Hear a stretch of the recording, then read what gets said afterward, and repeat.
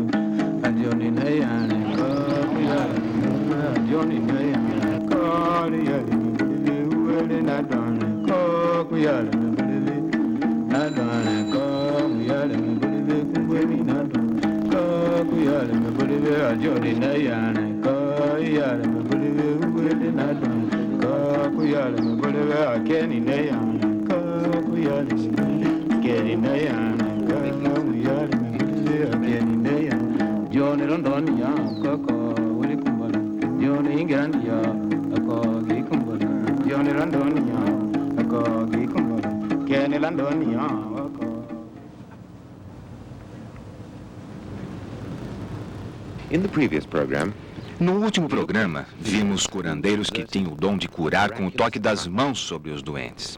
Eles curavam ou alegavam curar através de alguma força espiritual que fluía, mais ou menos involuntariamente, das mãos. Bem, neste episódio, vamos ver peritos curandeiros do Centro Industrial Inglês, de um lado, e do coração da África tribal, de outro.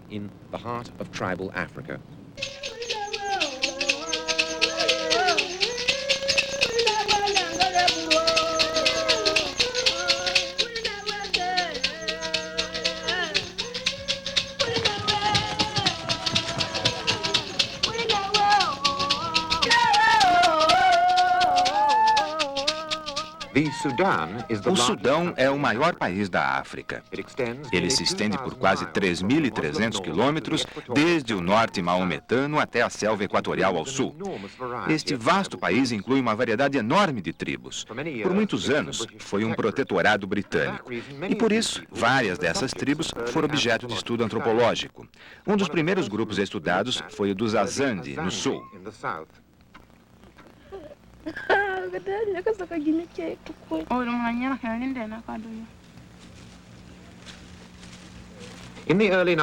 No começo da década de 20, um jovem antropólogo inglês chamado Edward Evans Pritchard conviveu durante um longo tempo com os Azande. Ele comeu com eles, caçou, participou das diversões e aprendeu a falar a sua língua. Logo, o antropólogo percebeu que os Azande tendiam a misturar a má sorte e a doença.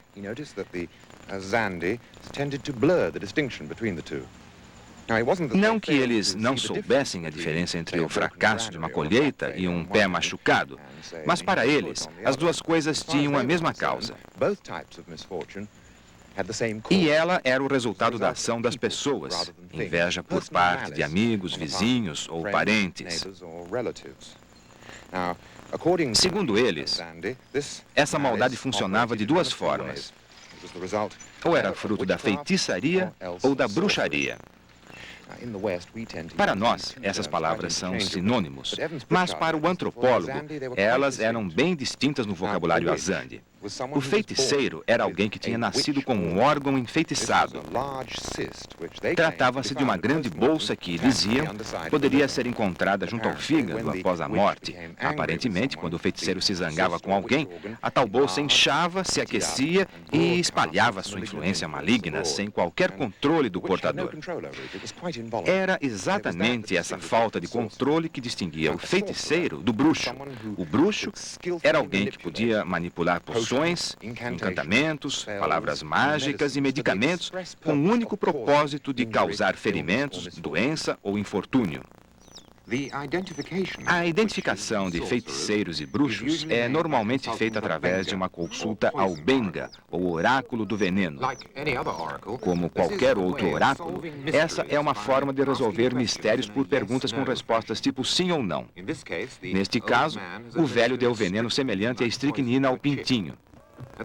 Nesta fase, trata-se só de um teste para saber se o veneno realmente funciona. Segurando a ave entre os dedos dos pés, o velho murmura palavras enquanto dá o veneno, pedindo que lhe mostre sua força, matando a ave.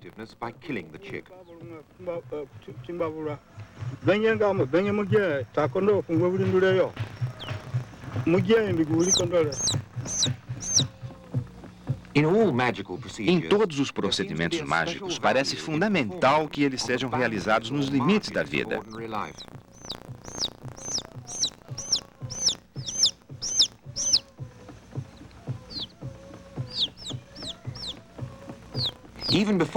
E antes de começar o ritual, o velho teria que se preparar fazendo um jejum de peixe e de carne, além de evitar contatos sexuais.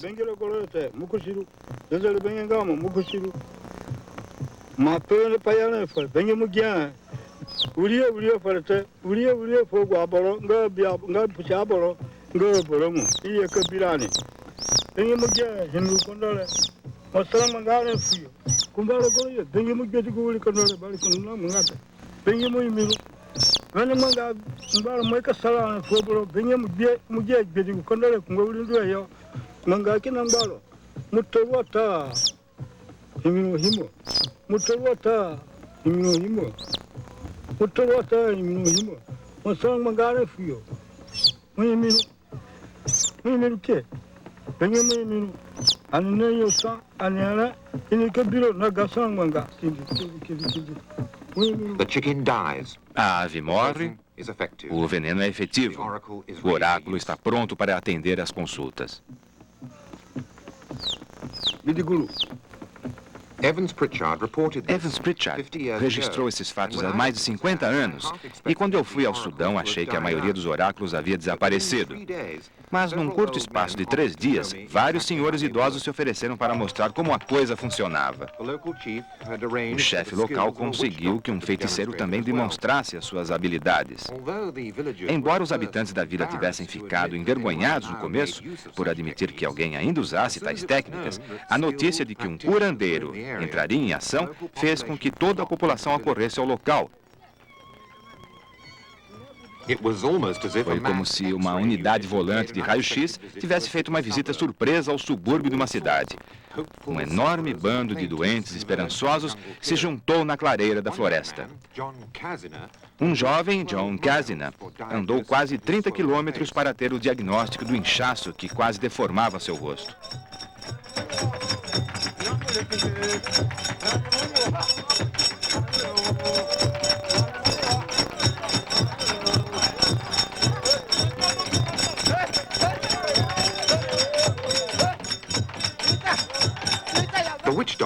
O feiticeiro é um perito em diagnósticos, um descobridor de feitiços.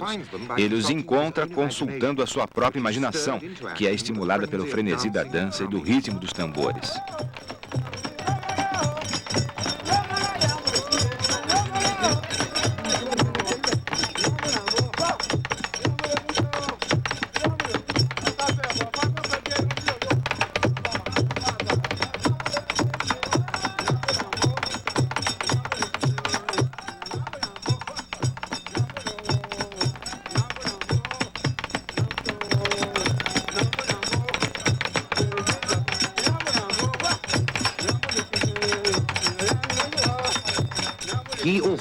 Ele também tem de seguir um rígido ritual e só vai poder praticar depois de um longo aprendizado. A preparação, a purificação e uma vestimenta adequada fazem parte do ritual. Mesmo o toque dos tambores tem que obedecer a um ritmo certo.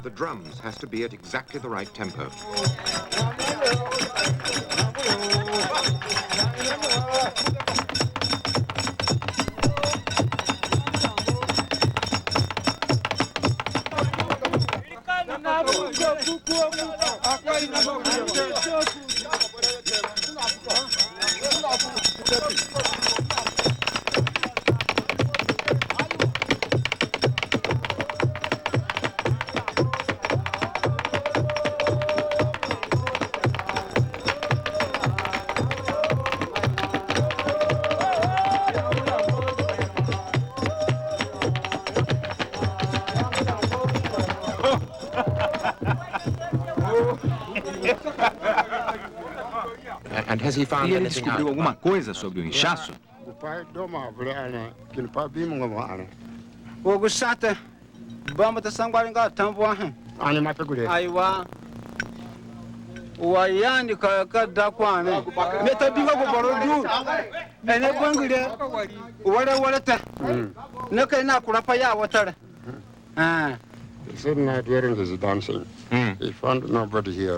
Ele diz que não existe nenhum mal-olhado nesta gente.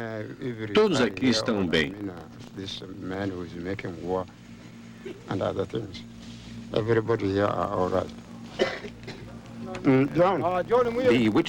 Aparentemente, o feiticeiro não poderia descobrir o que se passava com John Cassina ali, naquela vila. Assim, o chefe Andrea pediu que ele chegasse e contasse sua própria história.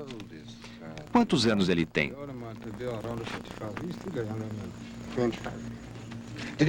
Aconteceu assim de repente, da noite para o dia? Ele acordou com aquele inchaço ou a coisa foi crescendo lentamente?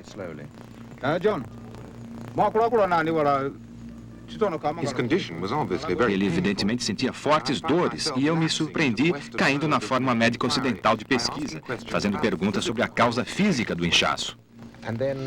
E então, o que aconteceu depois do erudente? Você sentiu dor primeiro de um lado ou os dois começaram a inchar de uma vez só?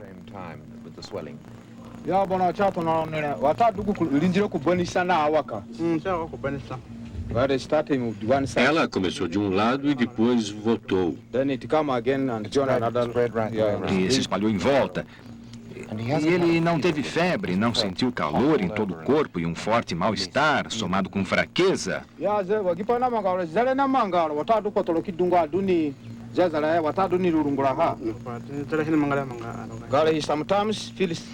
Algumas vezes ele sentia frio e outras calor.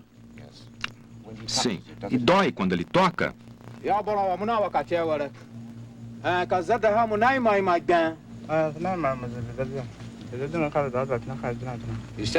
Ele disse que quando toca dói muito. Então ainda dói. Quando começou a inchar, o que ele acha que era?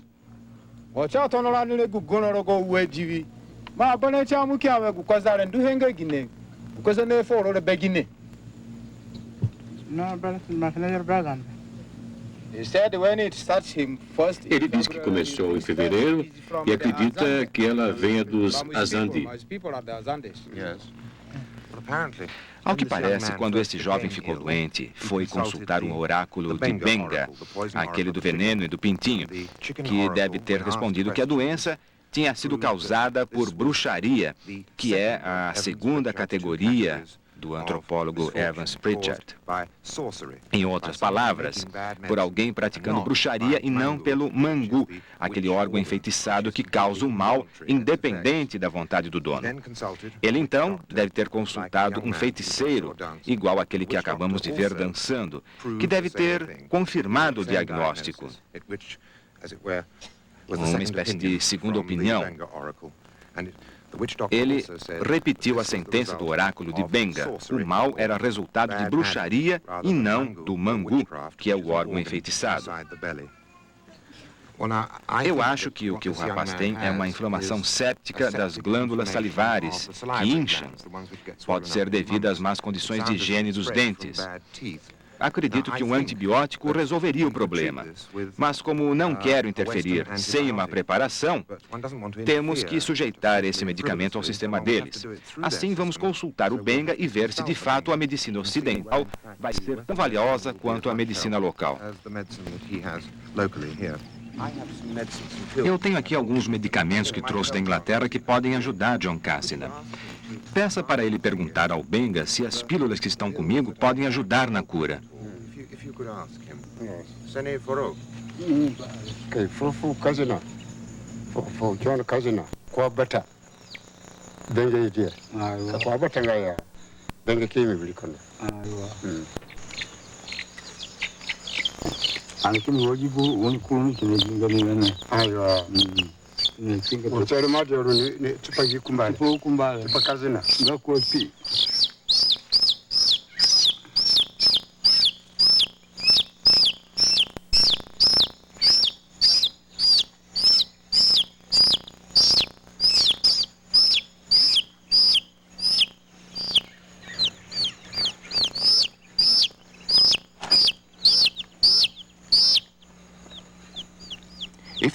Se a ave morrer, significa que sim.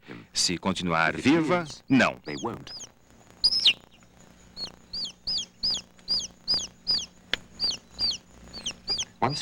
Mais uma vez, o velho fez aquela interminável recitação, agora incluindo o nome de Cassina.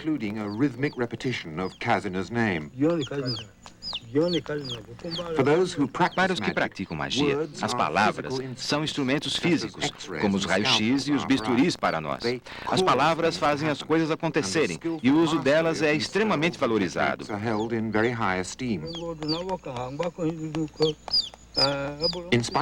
Apesar do cuidado tomado para se testar o veneno, o velho senhor não estava muito preocupado com o fato desta ave ser 2 vezes maior do que a que serviu para o teste.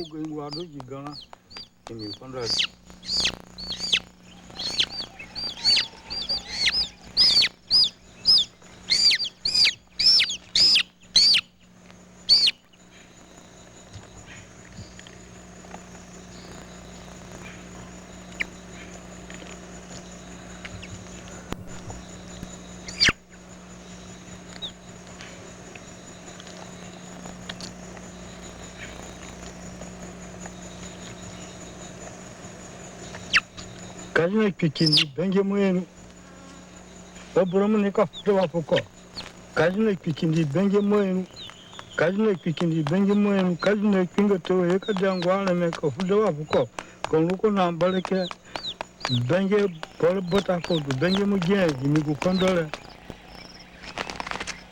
ikege ngwa sakuta ineka fungwa wene ngwa fuko bengi mujye jeti jikondole ineka fuwa ngwa fukajina bengi mujye akate. O que ele está dizendo? Que ele vai viver. Então o frango vai viver. Isso quer dizer que o remédio não vai adiantar nada. Não vai adiantar nada para ele. Não vai adiantar nada. Vai fazer algum mal? Peça para ele perguntar ao Benga novamente.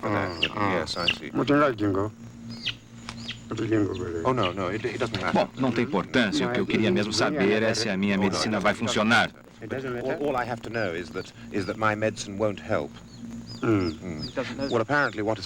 Aparentemente, a ave conseguiu sobreviver e assim o medicamento não iria funcionar. Se a ave tivesse morrido, a coisa seria exatamente o contrário. Then apparently my medicine would have worked. So that's 1 in the eye for English medicine.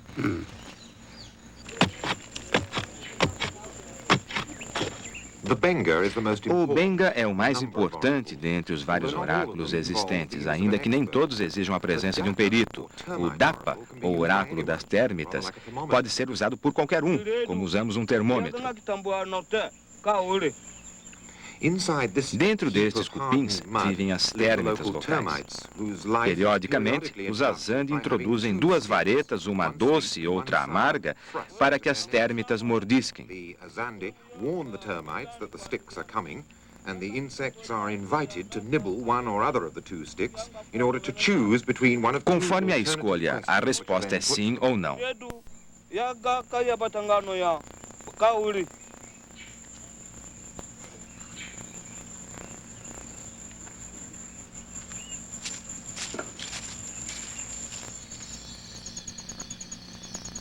Here, the essential feature is Aqui, o essencial é deixar passar o tempo.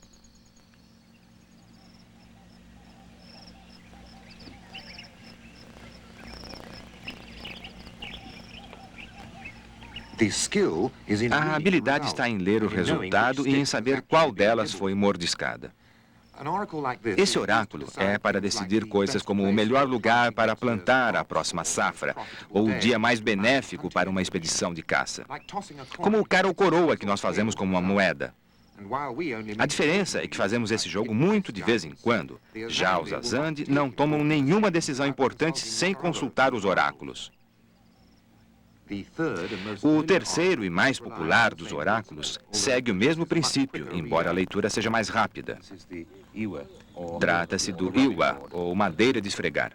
E, novamente, as perguntas só admitem respostas sim ou não. Cria-se uma distinção entre as duas perguntas que são colocadas. Vamos inventar alguma questão e ver o que acontece.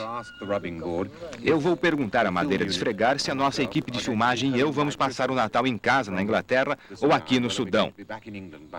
A madeira vai nos dizer se chegaremos a tempo ou não.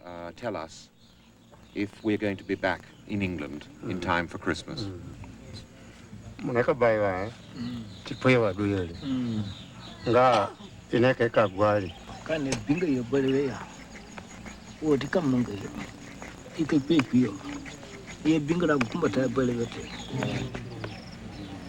honesty ne bormo ne kare eno ko fika ya mon papo qual cruwa ene ko fika he rubs this. Ele esfrega essa pequena peça de madeira sobre a outra, movendo-a para frente e para trás. Enquanto pergunta, então, se elas se colarem. Se elas se colarem, é bom. Algo vai acontecer no seu caminho. Em caso contrário, nada vai acontecer. It doesn't stick. It means that nothing will happen to you. When it sticks, it means that so we reach in peace.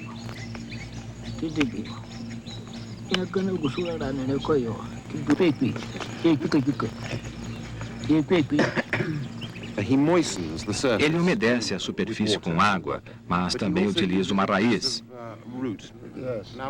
Para que ela serve? Torna a tábua escorregadia. Sim. A raiz tem alguma magia?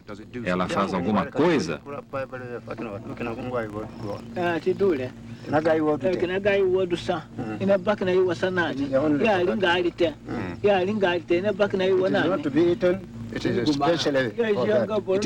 é especial para o rito. Ela faz falar a verdade. Falar a verdade. Gena ikipine ungia kitu kumpata gize kwendi gwanga ha ya kiga kuingra niyo ya kiteki patara ni koyo kini ya bayra na me kunga pukon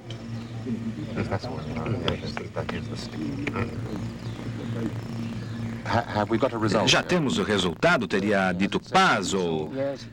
Sim, ela disse paz. É muito bom saber. Obrigado, velha e boa madeira. As tarefas diárias da vida Azande são carregadas de possibilidades de acidente e infortúnios. Se, por exemplo, um celeiro mal feito desaba, suspeita-se imediatamente de feitiçaria ou bruxaria, e os oráculos que acabamos de ver entram em cena. Os Azande são hábeis ceramistas. Mesmo sem o uso do torno, eles conseguem modelar vasos perfeitamente simétricos. Mas caso um destes vasos se quebre dentro do forno, o artesão imediatamente suspeita de mal-olhado. A mesma reação que tem quando seu rosto começa a inchar. Os oráculos que ele usaria para identificar os culpados e os procedimentos mágicos que usaria para anulá-los seguem princípios totalmente diferentes da habilidade que tem.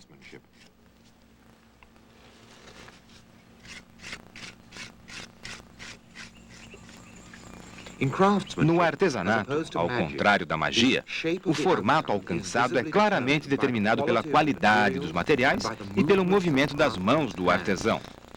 O resto é completamente irrelevante.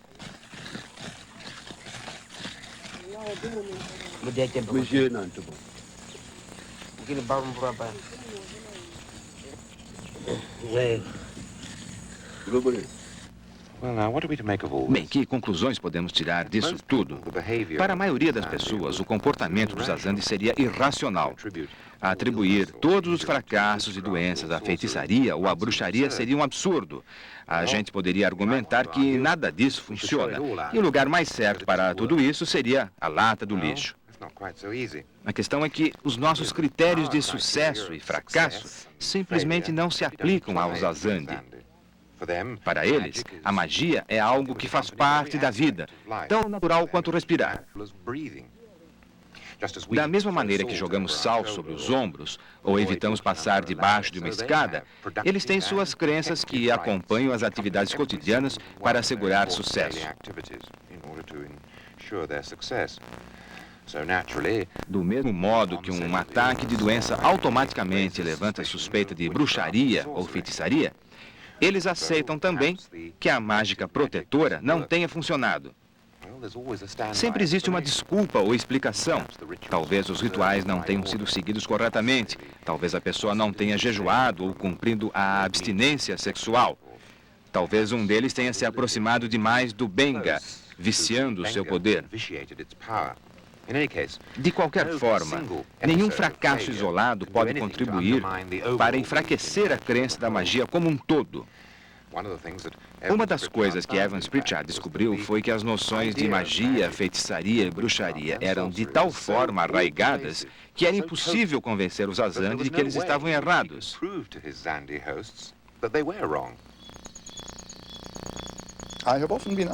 Disse Evans Pritchard.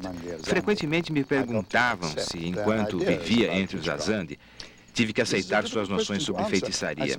Esta é uma questão difícil de responder. Eu suponho que vocês podem dizer que concordei com elas. Eu não tinha escolha. Na minha própria cultura, no ambiente intelectual dentro do qual eu nasci, cresci, fui condicionado, rejeitei as ideias Azandi a respeito da feitiçaria. Na cultura deles, no conjunto de valores com os quais passei a conviver, eu os aceitei e, de certa forma, acreditei neles. Os Azandi falavam de feitiçaria o dia todo, entre eles e comigo. Qualquer comunicação seria impossível se este assunto não fosse mencionado. Não se pode ter uma conversa recompensadora e até inteligente envolvendo algo fundamental de um povo se você lhes dá a impressão de desdém ou descrença. A compreensão mútua e, com ela, a simpatia logo acabariam, se é que alguma vez chegassem a existir. De qualquer modo, eu tinha de agir como se acreditasse nos oráculos Azandi e, assim, dar crédito aos seus dogmas sobre feitiçaria, ainda que eu pudesse manter reserva sobre eles. Se eu quisesse caçar ou dar um passeio, ninguém me acompanharia, a menos que o oráculo afirmasse que tudo correria bem, que a feitiçaria não iria atrapalhar nosso projeto. E se alguém lhe arranja afazeres, organiza sua vida em harmonia com a vida dos que o recebem, que procuram a sua companhia, e você, sem a deles, afundaria e ficaria desorientado, você deve ceder, ou, no mínimo, fazê-lo parcialmente. Se alguém age como se acreditasse, acaba acreditando, pelo menos em parte, nos seus atos. If one must act as though one believed, one ends in believing, or half believing, as one acts.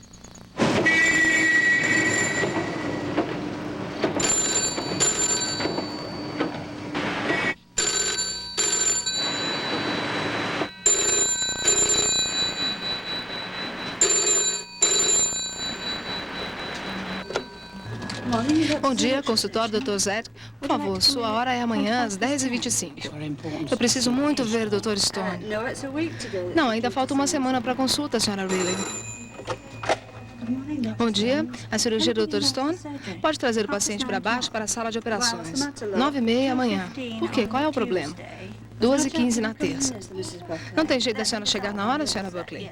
Deixe-os dissolver na boca. Sim, está certo, eu sei como eles são. São distalgésicos. São em forma de torpedo? Quer me dar a receita da senhora Bond, por favor? A quase 10 mil quilômetros da África, numa pequena cidade industrial de Lancashire, as pessoas adoecem exatamente da mesma maneira. Como os Azande, elas encaram a doença como um problema que preferiam, obviamente, não ter. A maioria desses pacientes, como os africanos, teria tratado de doenças menores por conta própria, tomando remédios comprados em qualquer farmácia, sem consultar nenhum médico. Mas quando a doença é séria e prolongada, eles também procuram a ajuda de um especialista. Vou ver se posso encaixá-lo nesta lista, mas ele está muito ocupado mesmo. Entretanto, existem diferenças importantes entre os doentes Azande e os daqui. E as mais importantes não são as diferenças visíveis, como a existência de um consultório e equipamentos ultra sofisticados. A irmã está na ala 12. Para o africano, ao contrário do europeu, a medicina aparece apenas quando a ocasião exige. Vamos ver se ele consegue atendê-lo, mas eu sei que a agenda está cheia. O importante é eu conseguir os comprimidos. Eu sei, mas todos estão com os horários ocupados. Esse é que é o problema. Por favor, o senhor sente que eu vou ver o que dá para fazer. Senhora Walmsley, como está passando?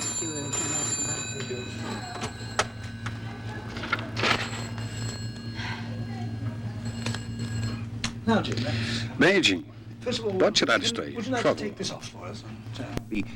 Nós, os especialistas que esses pacientes querem consultar, compartilhamos um conjunto de conhecimentos que está sendo constantemente testado no sucesso e no fracasso. São conhecimentos partilhados, discutidos e exaustivamente justificados. Não está tão mal assim. Muito bem, coloca a cabeça o mais possível para trás. O princípio mais importante da medicina ocidental é que cada doença é um processo que tem uma existência física real. Está crescendo mais aqui. E esses processos podem algumas vezes se manifestar através de sintomas e sinais que isoladamente podem não parecer sérios. Bem, essa é uma, embora não a única, das razões que faz o paciente ocidental menos corajoso do que o colega africano. Era a mesma coisa em Bolton. Eu tive o mesmo problema. No fim, tive que ir até lá. Bem, a senhora pode tentar outros médicos. Eu acho que é perda de tempo. São todos a mesma coisa. Nós sentimos muito. Eu entrarei em contato com o Dr. Wigan. Ok, boa sorte e até logo. O horário do doutor está todo preenchido. Não tenho hora para o senhor. Quer tentar outro antes? Muito bem, tente outra pessoa e se não der certo, volte aqui. Ele talvez possa vê-lo numa emergência. Para nós, pode ser o especialista que reconhece que alguma coisa está errada, mesmo quando acreditamos que estamos bem. Este paciente foi examinado e o médico constatou uma anormalidade que ele nem suspeitava numa amostra de sangue. Automaticamente, o homem se transformou em paciente, sem ter sequer um sintoma para se queixar. Eles estão todos cruzados. Vou tentar desembaraçá-los. Assim está bom. Os Azande achariam muito complicado o conceito de estar doente sem que a doença esteja explícita. A ideia de consultar o oráculo, aparentemente sem nenhum problema para ser colocado, seria totalmente incompreensível. Mas, é claro, o oráculo do Dr. Stone trabalha com princípios totalmente diferentes daqueles dos Azande. O eletrocardiograma fornece informações a respeito do corpo do paciente e não do seu círculo de amigos.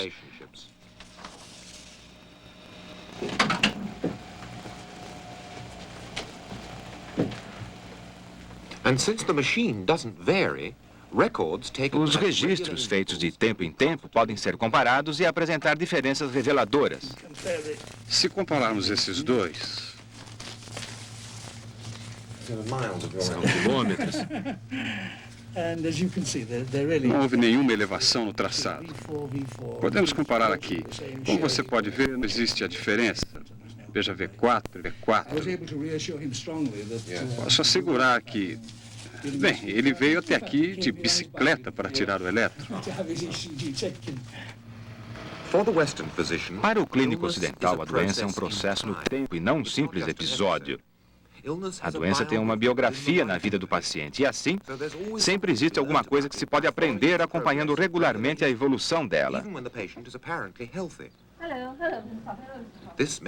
Isso até pode dar a ideia de que o médico está perseguindo o paciente, coisa que os Azandi achariam incompreensível e até mesmo apavorante. O Sr. Topping é um ex-mineiro de 87 anos e paciente da doutora Zadek há mais de 30. O senhor ainda está tossindo muito? Não tanto quanto antes. Não? Ele sofre de pneumoconiose. Durante mais de 50 anos, respirou pó de carvão.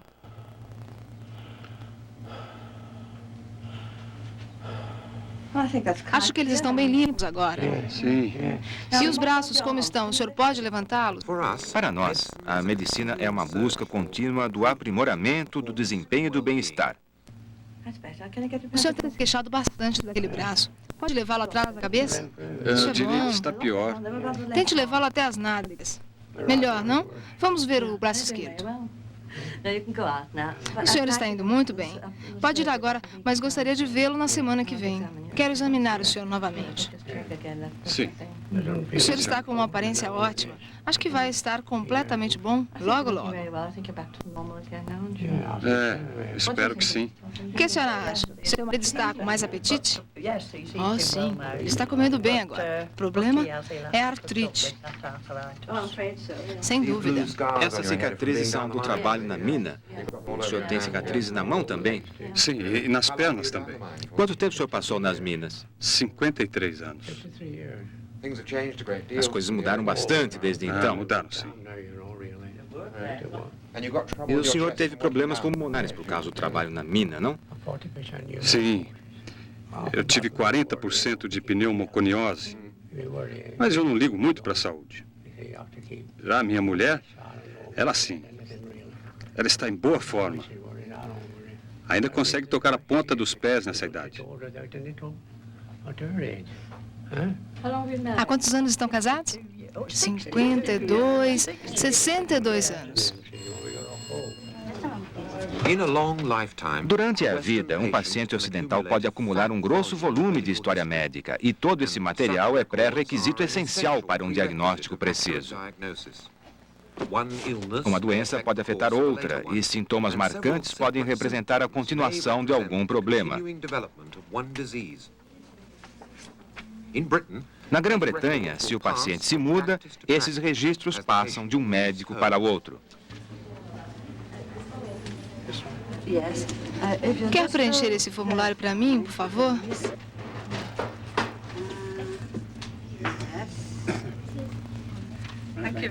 Muito obrigada. Está bem assim. O senhor aguarde que eu chamarei em seguida. Agora que o Sr. Sidlow foi aceito, seus registros virão para cá, mas até que cheguem, ele é uma pessoa sem passado médico de uma certa forma.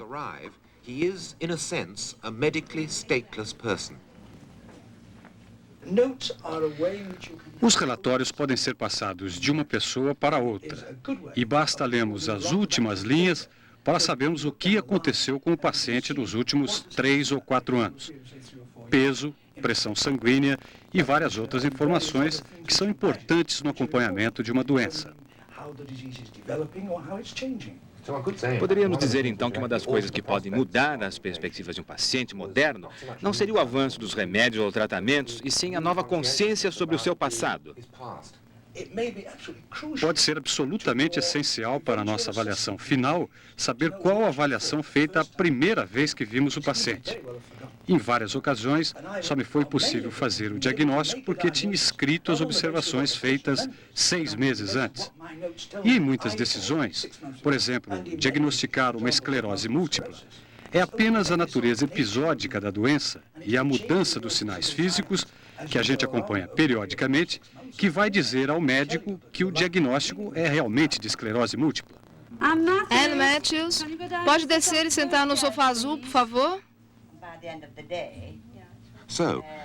Assim, ao contrário dos Azandi, a perspectiva desses pacientes está na familiaridade que os médicos têm com o estado clínico deles e na possibilidade de avaliar o significado atual daquilo que se queixam, atuando no momento certo e exercendo um efeito específico em seus futuros. Para Margaret Heaps, os tornozelos inchados e a falta de ar foram os primeiros sinais de que algo estava errado no coração. Quando o Dr. Stone descobriu que o problema era a válvula defeituosa, bastou chamar outros especialistas e fazer a cirurgia para a substituição por uma válvula de plástico. Vamos dar uma olhada na cicatriz. Quanto tempo faz que a senhora operou? Bem, hoje faz um mês que saí do hospital. E a operação foi 2 semanas antes. Ah, sei. E como a senhora se sente hoje? A senhora chega a sentir a válvula? Apenas quando estou na cama. E o que a senhora escuta quando está deitada? Só um leve tic-tac. Como um relógio. Como um relógio. Não, vamos escutar para ver se está funcionando. O primeiro estágio de cura foi a substituição da válvula cardíaca defeituosa. A senhora pode escutá-la batendo?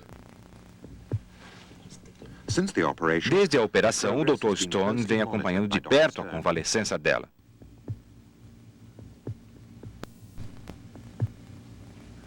Ela abafa todos os outros sons. Gostaria que escutasse, Jonathan. É a primeira vez que escuto este som. O senhor pode se sentar aqui ao meu lado. A senhora está indo muito bem. Eu nunca tive tantos homens assim na minha vida. Mas é muito bom. É realmente muito bom.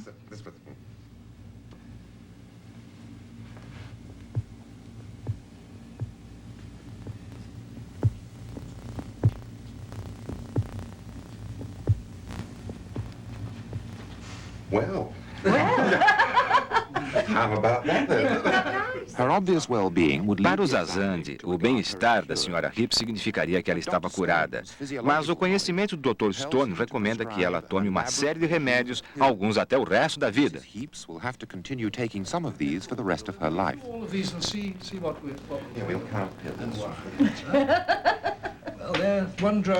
Um remédio para evitar a formação de plaquetas. Então é um anticoagulante? É, mas não se trata de um anticoagulante total. Este remédio, combinado com outro, atua no sistema de coagulação. Eles servem para manter a circulação em bom estado e evitar a coagulação. Estas são apenas ferro. Para prevenir anemia? Ela ficou anêmica depois da operação. E estes remédios servem para recuperar as reservas de ferro. E estas pílulas são para caso de dor. Sei. E isto é apenas digitalina para controlar o ritmo cardíaco. Este aqui é um diurético para prevenir uma sobrecarga no sistema de um volume muito alto de sangue. Esse arsenal de pílulas pode parecer uma arriscada interferência no organismo, mas já que o corpo é construído a partir de processos químicos, podemos reproduzi-los quando eles falham.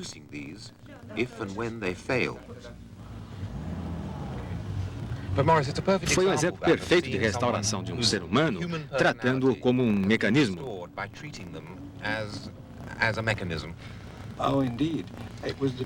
Sem dúvida. Era muito triste vê-la piorando dia a dia.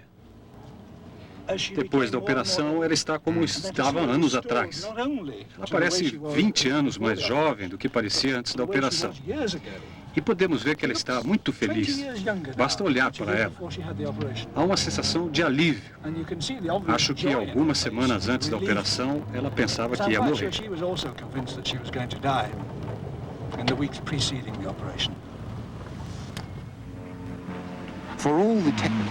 Apesar de todos os recursos técnicos do Dr. Stone e de seus colegas, o que realmente diferencia a medicina que ele pratica daquela praticada pelos Azandi é que o Dr. Stone sabe que algumas vezes pode estar errado. Coloque isso debaixo da língua. Quando se ouve uma história como esta, em que o paciente tem um endurecimento do pescoço e dor de cabeça, pode-se pensar em meningite. Mas o fato de haver um problema respiratório, como tosse, por exemplo, levou o médico a pensar que poderia ser uma infecção virótica nos pulmões. Se tivesse sido um tipo de meningite bacterial, o paciente logo teria se sentido muito mal. Se fosse uma meningite linfocítica, ele realmente, nessa altura, estaria com o pescoço duro. É um sinal tão óbvio que seria suficiente para fazer o diagnóstico. Mas nada disso era verdade. E eu não diria que estava excluída a hipótese de meningite se 24 horas mais tarde ele piorasse, o pescoço ficasse mais rígido. Eu imediatamente o mandaria para um hospital.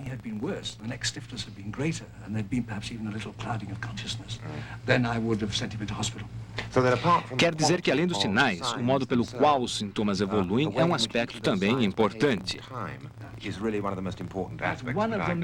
Um dos fatores mais importantes em qualquer forma de diagnóstico é o seguinte: desde quando o paciente tem o problema e como ele evoluiu desde que apareceu. Está melhorando ou piorando com o tempo? Em que velocidade isso está acontecendo?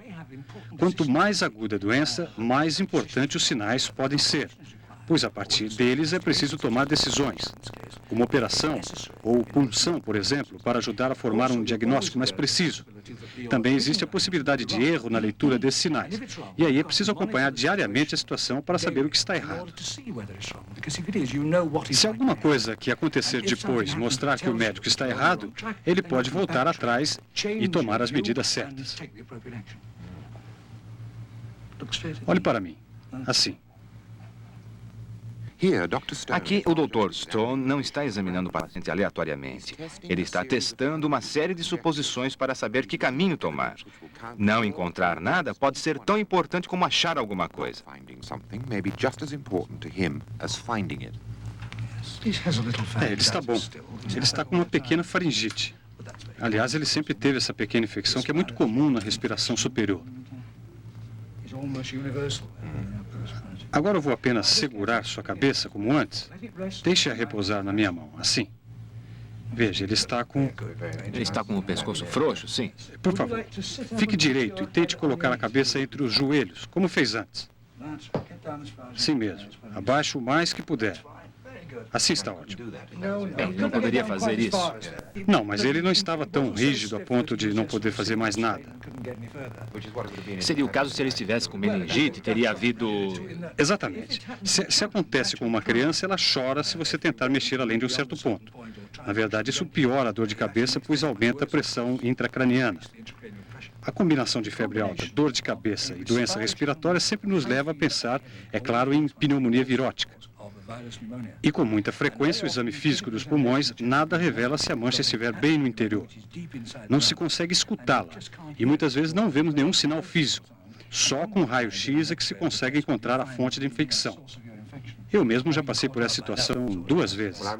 Bem, eu me lembro da primeira febre alta que tive de tratar ainda quando era residente. O paciente tossia, tinha febre e eu simplesmente não conseguia descobrir qualquer sinal físico. Fiquei desconcertado com aquilo, até que 3 dias depois tirei um raio-x que revelou uma pequena mancha. Ele estava também com dor de cabeça? Sim, dor de cabeça e pescoço rígido. O principal para controlar esse tipo de situação é saber que mudança ocorreu desde a última vez em que o paciente esteve com um médico. Essa mudança pode até estar oculta e não produzir sintomas, mas pode influenciar o diagnóstico. Expire, inspire, expire, inspire, expire.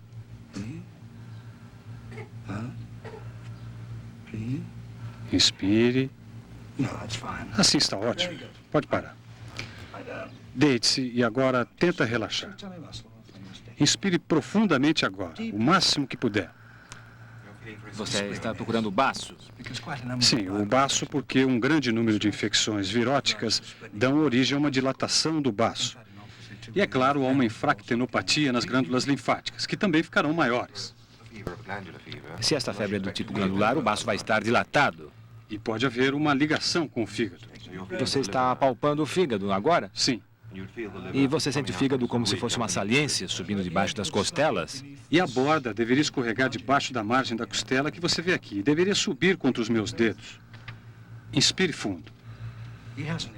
Não há nada que sugira alguma coisa com os rins. Então você está apalpando os rins? A gente deveria ser capaz de ver o rim desse lado. É claro que quando o fígado baixa, ele empurra os rins.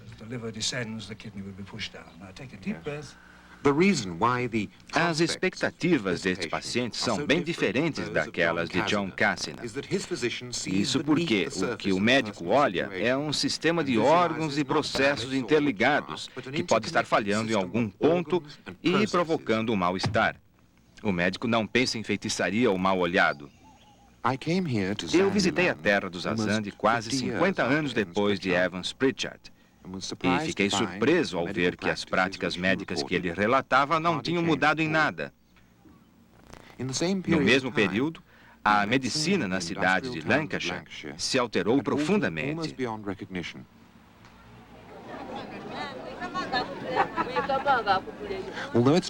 Embora esteja na moda acreditar que existam princípios sábios na medicina primitiva, negligenciados ao longo dos anos, que admitem certa unidade mística com a natureza, tais como magia, ervas, oráculos e rezas, o fato é que para a medicina ocidental existe futuro e para a dos Azande apenas passado.